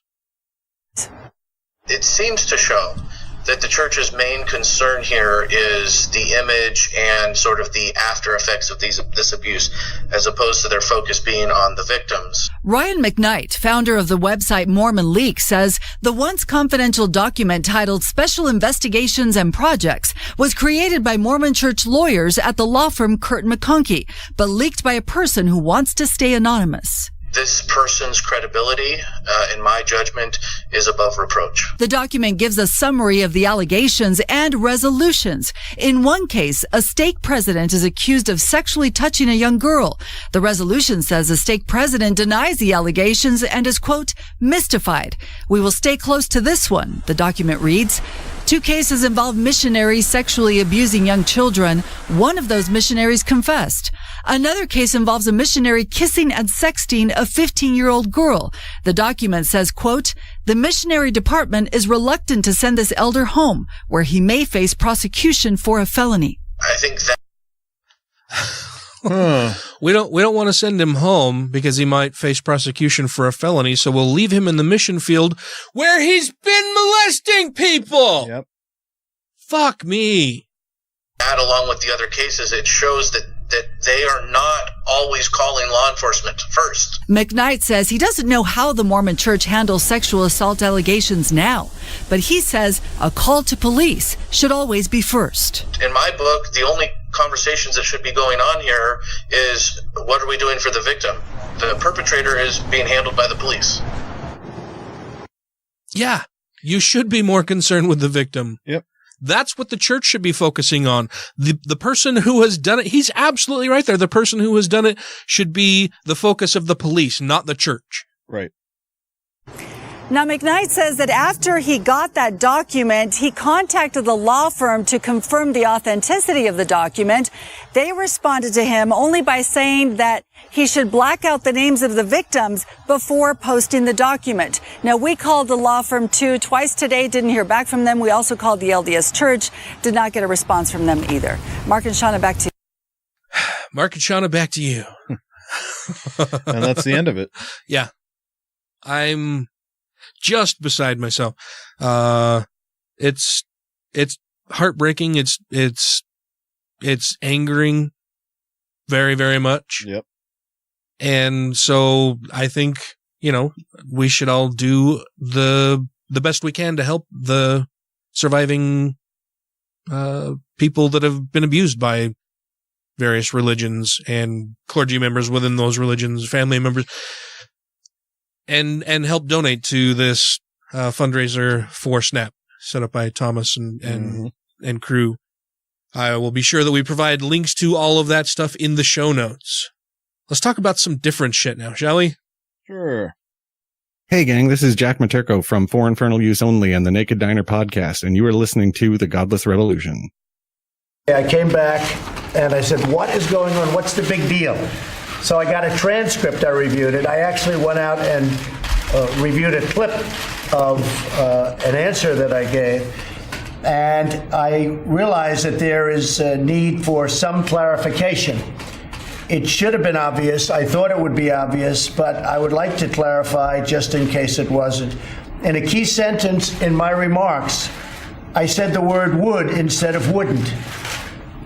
The sentence should have been, I don't see any reason why I wouldn't, or why it wouldn't be Russia. So, just to repeat it, I said the word would instead of wouldn't, and the sentence should have been, and I thought it would be maybe a little bit unclear on the transcript or unclear on the actual video. The sentence should have been, I don't see any reason why it wouldn't be Russia. Sort of a double negative. So you can put that in, and I think that probably clarifies things pretty good by itself. Thank you to everybody who has rated the show on iTunes and Stitcher and are following us on YouTube, Twitter, and Facebook. And to all our Patreon patrons, you make the show possible. All right, Matt. What have you this week? This is an opinion piece from Jonathan Merritt that I thought was pretty good. And yeah, do you know much about Jonathan Merritt? I do not, but I may pay more attention to him. Yeah. Punch that fucking microphone. Perhaps the only subject Donald Trump likes talking about as much as the almighty self is, well, Almighty God. Need proof? At the White House state-like dinner for evangelical leaders in late August, President Trump spoke about the glory of God and the power of prayer while promising that he would ensure America would forever proudly remain one nation under God. This kind of religious rhetoric is not new for Trump. He has consistently tried to grab him by the Bible when addressing his uncritical conservative base. At a 2015, it sounds like I edited this, but this is his writing. At a 2015 rally, he declared that The Good Book was his favorite published work of all time, just topping The Art of the Deal. During another speech the same year, he waved his childhood Bible in the air to prove his religious bona fides.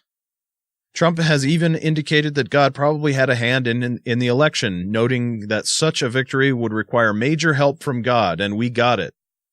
Which is kind of funny, right? That he's saying he's such an unelectable and unqualified candidate. That the only way that this is going to work is if God really throws some kind of magic, throws it our way. Considering these anecdotes, one might assume that Trump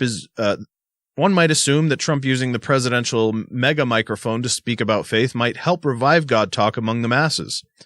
But according to a new poll I commissioned with Barna Group, a prominent social research firm focused on religion and public life, it may be hurting the Christian cause rather than helping. In our poll of more than 1,000 American adults, 93% of respondents said they do not talk about their faith regularly. Indeed, a whopping 87% of church-going Christians said the same. And among those who avoid God talk, one of the top motivations for their that's a word I've never seen before. I think it's reticence, though. Oh yeah. Reticence. I've never seen that word written before. Oh really? Yeah. You probably didn't. You weren't expecting that C in the middle, right? Yeah, that threw me a little. Yeah. Top motivations for their I've heard it said. It's not a common word I use. Top motivations for their reticence is feeling put off by how religion has been politicized. There's something about this seat over here. And words. Sitting in Ryan's chair today.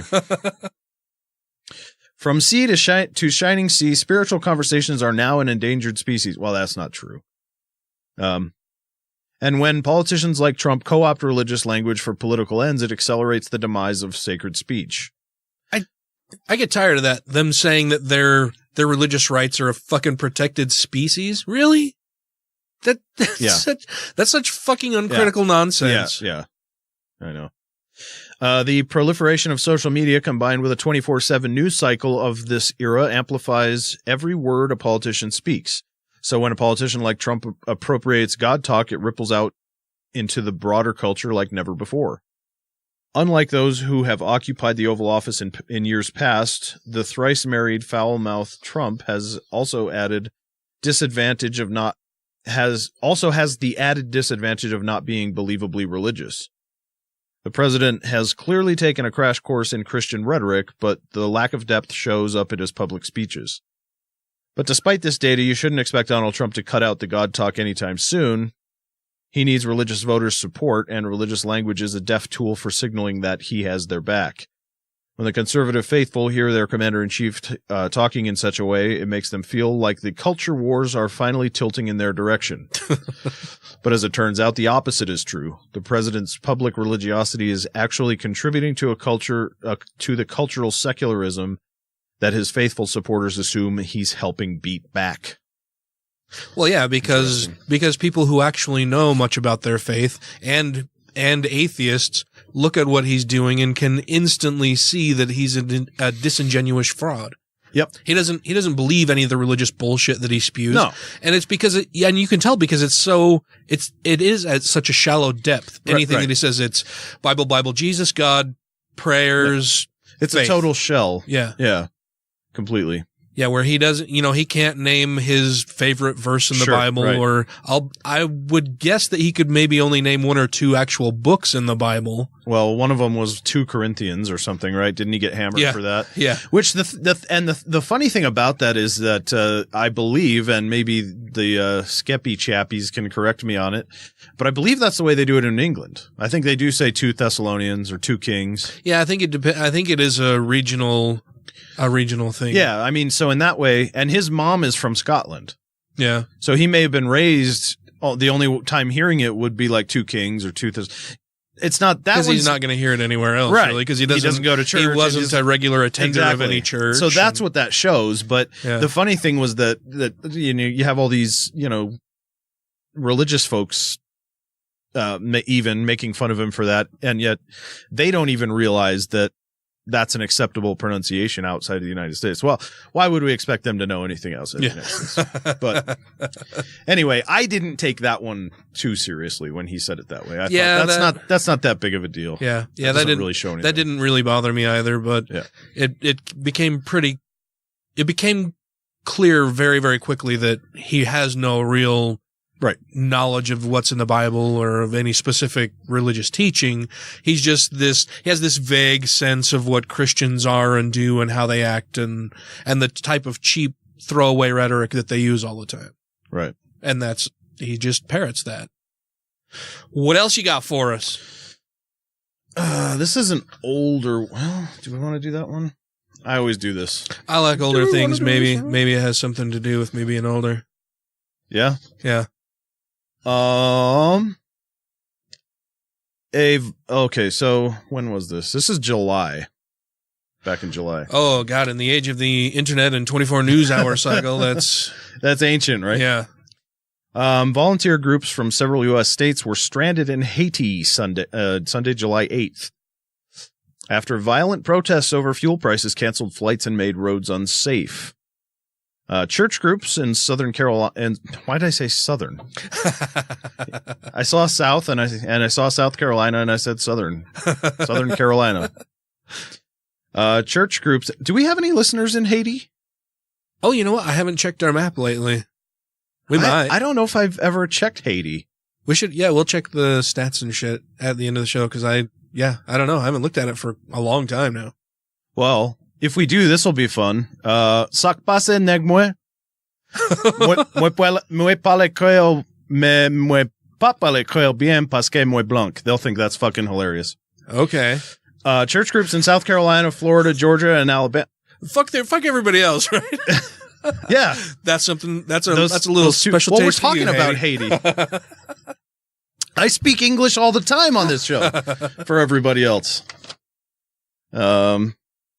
Church groups in Southern Carolina, Florida, Georgia, and Alabama are among those who haven't been able. I did it on purpose that time. Oh, okay. Sure you did. That haven't been able to leave, according to newspaper and television reports. Some flights were resuming Sunday afternoon, according to airline officials and the flight tracking website FlightAware. I'm not aware of FlightAware. Now you are. Mm-hmm. American Airlines spokesman Ross Feinstein. Maybe it's Feinstein. I'm not sure. I can never tell. I think it's Feinstein. American Airlines spokesman Ross Feinstein said in an email that 2 flights bound for Miami and 1 for New York had taken off Sunday afternoon. But even getting to an airport could be risky. You know what? I'm bored by this story. Nobody wants to hear that. This comes from Pulse, Nigeria, and is definitely not written by a native English speaker, but I'll just read it as written. Everyone, including Muslims, is susceptible to loneliness, sadness, hopelessness, despair, and depression. But even those can overcome with Islam, which is not just a religion, but also a complete way of life. The way they opened that, I was sure that it was going to be critical of Islam because it's everyone, and even the people who aren't people, the Muslims. Mm-hmm. Here is how to overcome depression the Islamic way. Pray. Islam offers supplications or prayers for everything, including overcoming anxiety and sorrow. Depression can be defined as a low mood where the depressed person is given thoughts that lead to hopelessness and despair. I don't know who's giving them these fucking thoughts, but I wish they would stop. So in order to deal with this and fully overcome it, it makes sense to recite the last chapter of the Quran. Ooh, okay. It makes sense. It just makes sense. I mean, I knew it made sense, and I had never heard of this before. Right. So there must be something very valuable and related directly to depression in this, right? It's a short 6-verse invocation for anyone who needs protection from God. Fuck. I didn't, I don't think that's in there. I didn't include it. Oh, you really? You didn't? Nope. Yeah. Well, the other thing that could be said about that is that, if there is such a verse it's a short 6-verse invocation that offers protection for everyone, what about all those LGBTQ muzzies that were getting chucked off rooftops? Did they not know that verse? I mean, some of them must have, right? So maybe they just hadn't prayed with it every day. Yeah. They had omitted that part of their prayer. Yeah, I suppose. The second way is to reconnect with Allah. Prophet Muhammad, may peace and blessings be upon him. So they're adding more to the paba. You said reconnect with Muhammad, and I instantly thought of Allah. docking. Did I say Muhammad or Allah? Allah. Maybe. Yeah, I don't know. May have said Muhammad. I'm sure you said whatever's on the paper. I'm not. Southern Carolina. But one of those two guys, whenever you said their name, I thought of docking. I don't know why. You're going to be. Are there a lot of port cities there in Nigeria? I mean the slang docking. Slang docking. Where I think we've talked about docking on the show, right? We've talked about docking. Yeah, we have. Okay. Fucking with me, man. So here's how to reconnect with Allah. Allah. Prophet Muhammad, may peace and blessings be upon him, said, I am as my servant expects that I am. I am with him when he mentions me. If he mentions me to himself, I mention him to myself. And if he mentions me in an assembly, I mention him in an assembly greater than it. If he draws near me a hand's length, I draw near to him an arm's length. And if he comes to me walking, I go to him at speed. I will always be better than you, always in everything, fuckers. So that fucking Abbott and Costello routine is how to reconnect with Allah, apparently. The third way to overcome depression, by the way, in case everyone forgot. Have faith and remain thankful as you wait on Allah. Now, I don't know if that means like wait for him, or if you literally put a towel over your arm and I would food? guess it's wait for him. Yeah. Okay. Yeah. I'm waiting on you. Yeah. Yeah. He's from the Southern Carolina. Well, they use that in Southern Dakota too, so who knows? The prophet, peace and blessings of Allah be upon him, said, God, that fucking bullshit pabaha stuff they put in the front of there. It fucks up the whole sentence. Peace be upon him. They have to like say that after every, yeah. Uppercut. All right. Hopefully it's knocked out now. So the prophet said this, Allah is pleased with his servant if, when he eats something, he thanks Allah for it, and when he drinks something, he thanks Allah for it. And remember, when your Lord proclaimed, if you are grateful, I will surely increase you. But if you deny, indeed, my punishment is severe. So there you have it, the secret to curing clinical depression. And I'm happy about that. I'm going to go call Eeyore right away and get this whole thing figured out. I got you covered, man. Oh, I'll bet you don't. Thanks for noticing me. What?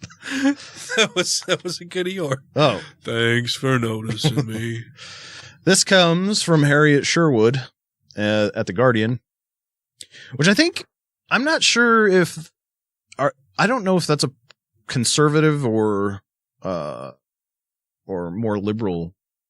It's a British some shit paper. I don't know if they have paper. Which anymore. one is it? The Guardian? I think it's fairly liberal. Fairly liberal. The Guardian. That's what I thought too. Yeah. Okay. Progressive. Religious education in British schools needs a major overhaul to reflect an increasingly diverse world and should include the study of atheism, agnosticism, and secularism. A 2-year investigation has concluded. The subject should be renamed Religion and Worldviews to equip young people with the respect and empathy for different faiths and viewpoints, says the Commission on Religious Education in a report published on Sunday. Oh, but that would be diversity, and we'd learn to be more kind and compassionate and understanding of various peoples. We wouldn't want that. Yeah. Out with that stuff. Terrible. Content must reflect the complex, diverse, and plural nature of worldviews, drawing from a range of religious, philosophical, spiritual, and other approaches to life, including different traditions within Christianity, Buddhism, Hinduism, Islam, Judaism, and Sikhism, non-religious worldviews and concepts including humanism, secularism, atheism, and agnosticism. Oh, good on you. And they're not going to have time for maths. There was a whole lot of isms. All pupils in is that a first? I think it is. All pupils. Yeah, I think it is a first. My voice, even in puberty, my voice didn't ever crack. Really. My voice cracks fairly often, but I don't think I've ever heard yours crack. Yeah. All pupils in publicly funded schools should study the subject up to year 11, the report says, but it falls short of recommending the abolition of the right of parents to withdraw children from religious education. It comes 3 weeks after figures showed the number of pupils taking religious studies at A level this year had fallen by 20. Oh, God damn. I'm skipping that. Boring. Fake news. The study. Skip ahead. The study. Well, I'm trying to imagine listening to this and I'm lost reading it and I'm looking at the words. So, the study of religion and worldviews provides insight into the sciences, the arts, literature, history, and contemporary local and global social and political issues. It enables young people to develop greater respect and empathy for others, it adds. I mean, hopefully, right? But it depends on what the person is like going into this. I mean, I wouldn't expect, Hasidic Jews and conservative Muslims to be going into these classrooms and having their eyes opened. I mean, I think it's a good idea. I think we should expose people to as many views and different things as possible. Because like we said at the top of the show, fucking burritos. Burritos and tacos, my friends. That's all I'm going to say. Yeah, tacos, I think they say in Britain. I like the fajitas too. Yeah, the chicken ones are good. Ash steak ones are good. I think it seems like they're bringing those out a bit too early, though. The fajitas? It seems like it, right? Every time someone orders it, it's like... That plate's way too hot for that food. It's still fucking cooking it, man. That's what it seems like to me. Hi, this is Dr. Hector Garcia, author of Alpha God, and you are listening to Godless Rebelution. Okay, just think about the Muslims at this moment who are blowing themselves up, okay, convinced that they are agents of God's will. There's absolutely nothing that Dr. Craig can say against their behavior in moral terms, apart from his own faith-based claim that they're praying to the wrong God. Okay, if they had the right God, what they were doing would be good on divine command theory. Now, I'm obviously not saying that Dr. Craig or all religious people are psychopaths and psychotics, but this to me is the true horror of religion. It allows perfectly decent and sane people to believe by the billions what only lunatics could believe on their own. Okay, if you wake up tomorrow morning thinking that saying a few Latin words over your pancakes is going to turn them into the body of Elvis Presley, okay, you have lost your mind. Okay. But if you think more or less the same thing about a cracker and the body of Jesus, you're just a Catholic. If you have questions, comments, concerns, compliments, corrections, criticisms, or concepts for content, contact the show via email at godlessrebelution@gmail.com, by text or voicemail at 330-81-REBEL, or Twitter the twatter at TGR Podcast. Thank you! You want to do one more? Oh, okay. Maybe. Yeah, we got. You want to do maybe one more? Oh, let's see. What's a fun one? Do I have a fun one? I don't know. Oh, they're all fun. All right, let's just go with this New York Times. It's a tough time to defend religion. Respect for it has diminished in almost every corner of modern life, everywhere but Southern Carolina. Not just among atheists and intellectuals, but among the wider public view, too. And the next generation of young people looks likely to be the most religiously unaffiliated demographic in recent memory. There are good reasons for this disconnect: continued revelations of abuse by priests and clerics, jihad campaigns against infidels, and homegrown Christian hostility toward diversity and secular culture. This convergence of bad behavior and bad press has led many to echo the evolutionary biologist E.O. Wilson's claim that, for the sake of human progress, the best thing we could possibly do would be to diminish to the point of eliminating religious faiths.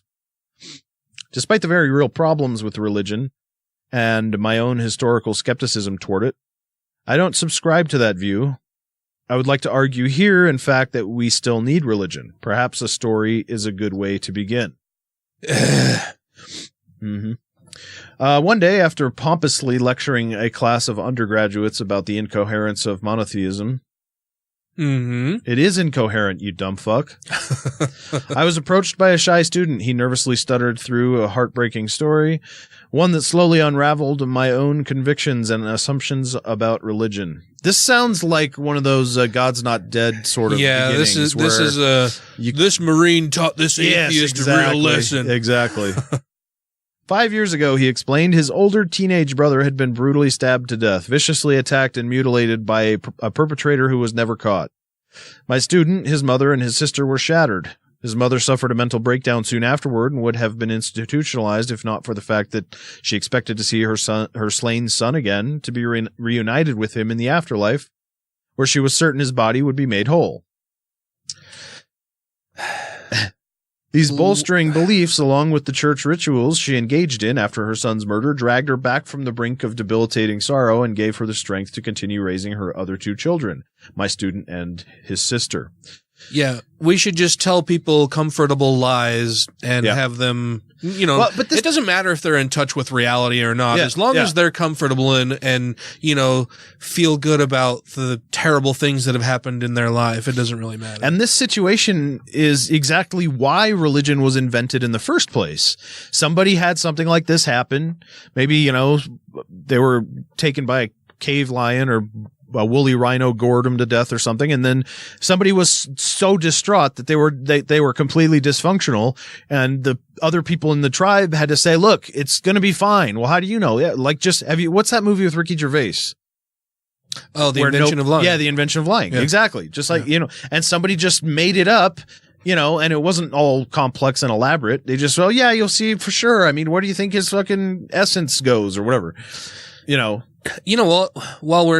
While we've been having this little back and forth while you're reading this, it occurred to me that, maybe one of the reasons that faithful Catholics, basically people of any faith that they're very much into, you know, if they're regular churchgoers for any kind of faith, maybe the reason they're not as outraged about these things, these cases of priests and other clergy members sexually molesting people, because they think that ultimately God will sort it out, right? Yeah, of course. Of course he will. Yeah, they don't have to worry about a temporal punishment because God eventually will sort this out and will make it right. Right. Yeah. Yeah, it sucks for these individual people that were affected, but really God's the ultimate arbiter here. He'll set things straight. And these kids are going to go to heaven. So who cares? Yeah. Any of them that are murdered will go to heaven for sure. And the ones who, have been abused, certainly God will show mercy on them because they had no choice in it. Yeah. Yeah. So it's all fine. And then if that priest does need, if God puts that priest's life on the scales and his bad deeds outweigh his good deeds, then he's going to end up paying a price for it. Mm-hmm. It'll all be restored. I can't know all of the things necessary to make sure that I know for a fact that this priest did that sort of thing. And I would never suspect that he would, because I'm a good Christian, just like he's a good Christian. And he's even a better Christian because he's a priest. Uh-huh. So I really have some lingering doubts that he would have ever done anything like this in the first place. I think you're right. At least for a bunch of them. I think what you're saying is way more complicated than what they're thinking, especially if they're conservatives, because we already know that all uncertainty and things that aren't exactly clear, that aren't black and white, make them angry. So they don't even. So they're probably just. God damn it. I hate where he has his fucking Ryan puts his shit like right down where your hands have to go. Dude, don't you he's just sitting over here calm, sitting he doesn't even use his hands when he talks. Jesus, man. You see mine's like way out of the way. I got it all. Oh yeah, you got it like bent into an S. Yeah. Because I gotta use my hands or else my mouth doesn't work. I don't think it's that complicated. I think for them it's like, it's not for me to judge. You know? I think that's it. Yeah. We're not supposed to judge other people, right? That's Jesus' job. I mean, except the gays. I think, they ain't people though. Yeah. Oh, right. I think wrapped up in all of that statement, I think like their brain starts to work on it like, oh, that's fucked up. And then they're like, well, shit, he's a good guy. I was going too complicated. I'm not judging. Yeah. Yeah. My head hurts right now. I'm not, I'll think, maybe I'll think about that later. Right now, I got a fishing trip in Northern Carolina. To the typical atheist, all this looks irrational and therefore unacceptable. Yep. Beliefs, we are told, must be aligned with evidence, not mere yearning. Yeah. Yeah, that's right. Uh-huh. Without rational standards, like those entrenched in science, we will all slouch toward chaos and end up in pre-enlightenment darkness. I mean, that could be a little bit of a straw man, but I think, yeah. I mean, if you let religion and superstition run the world, you get the Dark Ages. Yeah, that's what happened. Mm-hmm. That's exactly what happened. We know that's what happened. Well, yeah, when God becomes the answer for any previously unanswered question, then what makes you want to do anything else? Like, you don't have to strive to discover the answers behind anything. You don't want to solve any puzzles or figure shit out. God did it, and that's the way it is. And more than that, the priests don't even have to hide that they're pedophiles. They'll just make it a public thing. And who are we to fuck with God's plan to let these priests molest children? Right, just like they did with the Inquisition. They just did whatever they wanted to people. Yeah. And that's because they can, because they're God's people. Yeah. So yes. So we do not want religions running the world. That's correct. The human brain is a kludge of different operating systems. The ancient reptilian brain, the limbic or mammalian brain, I think it's kludge. Okay. Sorry. No, that's fine. Another word I've never seen. I mean, I totally read all these before I bring them to the show.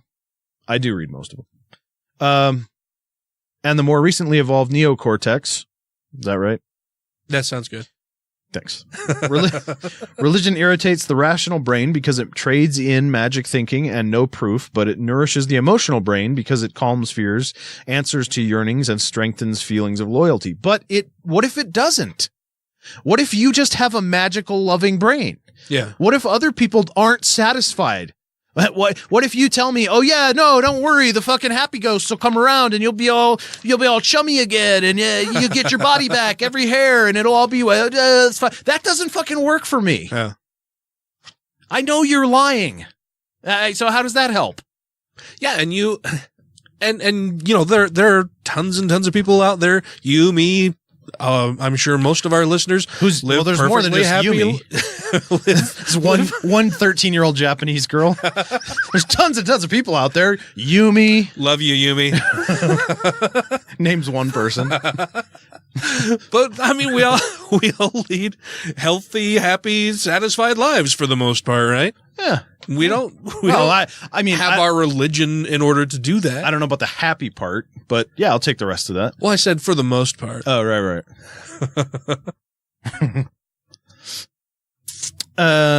According to prominent neuroscientists like some guy and Antonio Damasio and Kent Berridge, as well as neuropsychoanalysts like, these people, our minds are motivated primarily by ancient emotional systems like fear, rage, lust, love, and grief. Okay. These forces are adaptive and help us survive if they're managed properly. That is, if they are made strong enough to accomplish goals of survival, but not so strong as to overpower us and lead to neuroses and maladaptive behavior. Sure. Okay. Sure. That's fine. I mean, but I think shouldn't we be striving for a society that learns how to sort of suppress the rage and the lust and all those primitive emotions? Isn't that what we're trying to do? And the religion part belongs in there. Yeah, we want to so, keep our lizard brain shit to a minimum. Right. My claim is that religion can provide direct access to this emotional life in ways that science does not. Yes, science can give us emotional feelings of wonder at the majesty of nature, but there are many forms of human suffering that are beyond the reach of any scientific alleviation. Beyond the reach of any scientific bullshit, pal. Well, and I fucking hate when they say, religion offers this and science does not, as if one is the answer to the opposing thing, right? Yeah. Like you can have science or you can have religion, which right. I mean, kind of is the way it goes, but science is not a thing that we place faith in like you do with religion. It's a completely different fucking thing. Yeah. Science was never intended to replace the services or community or anything that a religion offers. That's not what science is about. Yeah, exactly. Different emotional stresses require different kinds of rescue. Unlike previous secular tributes to religion that praise its ethical and civilizing function, I think we need religion because it's a road-tested form of emotional management. We know that you can't independently handle your emotions, so we're going to either threaten you with hell or reward you with a promise of heaven and eternal life in order to make you behave the way we want you to, because we know you're just too much of a stupid monkey. Yeah. And the thing is, I can't really tell from the article if he is like a moderate, like politically, socially moderate person who's got sympathy for the right, or if he's one of the leftists that's like, live and let live, everyone love each other, and like let's not put anybody down, and let's not speak bad about their. Let's not tell the stupid people that they're stupid. Yeah, and let's not speak badly. Let's have respect for their beliefs, and all. I can't tell which one of those he is by that, but he fits into one of those two. It sounded like the latter. Yeah, that's what I thought too. And sorry, I mean I'm a progressive, but I also believe grounded in fucking reality. I also believe that people should be, not floating around in, whatever La La Land utopia he thinks he lives in. Yeah. Because religion's fucking dangerous and it's a big fat lie. And if she hadn't been told that bullshit in the first place, then, maybe she wouldn't have had to lean on it. Maybe she would have, as you always say, had better coping techniques. What the fuck dude, am I having a stroke? How's my mouth? My face? Is it all right? Put your arms in the air. Everything's one's drooping. We got to go somewhere. I can't put my arms in the air because this goddamn microphone. Yeah, well, but it's bullshit. If what was I saying? Oh, your thing, yeah. That maybe if she developed the proper coping mechanisms without having that religion speed bump in her way, then this wouldn't have been such a major event. I mean, it was still, of course, wouldn't have been a debilitating event for her. Yeah. Yeah, I mean, that's just it. It's, Dr. Darrell Ray, his book, The God Virus, right? That you give somebody this disease and then you sell them the cure at the same time. Yeah, right. We're going to make you believe all of these horrible things about yourself, but then we'll also sell you the cure in that we can fix all of that through salvation in Jesus Christ. Right. Basically, this article, he's saying she's so physically sick from coming off heroin that what she needs is another hit of whatever. Yeah. Of heroin. Yeah. That's as long as she's comfortable. Yeah. Regardless of the effects and the side effects, and what other damage that may happen. Exactly. Yeah. We just need to make sure she's not crying. Yeah. It's palliative care. That's funny because conservatives are so against, these types of social goods that could come through things like medical marijuana, or even recreational use of marijuana, whatever. But they're so against these things that could actually be a societal plus because of their awful beliefs, largely tied to religion. Yep. That says that no, doing any kind of intoxicants is bad unless it's alcohol, which is okay because it's legal. But weed isn't legal, and if we make it legal, oh wait, then what? Right. They want to follow the law, but they don't want to make something else legal. It's just they sort of want to follow the law. Yeah. I mean, they're just like any other group of people. I mean, they like law and order to a point. Yeah. Right. They don't want. Well, they want authoritarian. Except they don't want to have to register guns. They don't want to have to have restrictions on hunting and fishing and all the regulations. They don't want air pollution regulations or water. They don't want any of that stuff. So they kind of like it. But I mean, all the things that they claim that the Democrats do that are bad about the Democrats, they fucking do the same shit about different policies or items or whatever you want to say. Like, well, I think it's the moral attachment that they have to different things, right? They don't have a moral attachment to the environment because God will fix that stuff. God would never allow the environment to turn nasty and fucking kill all of us. Right. All of them need to go to India. Yeah.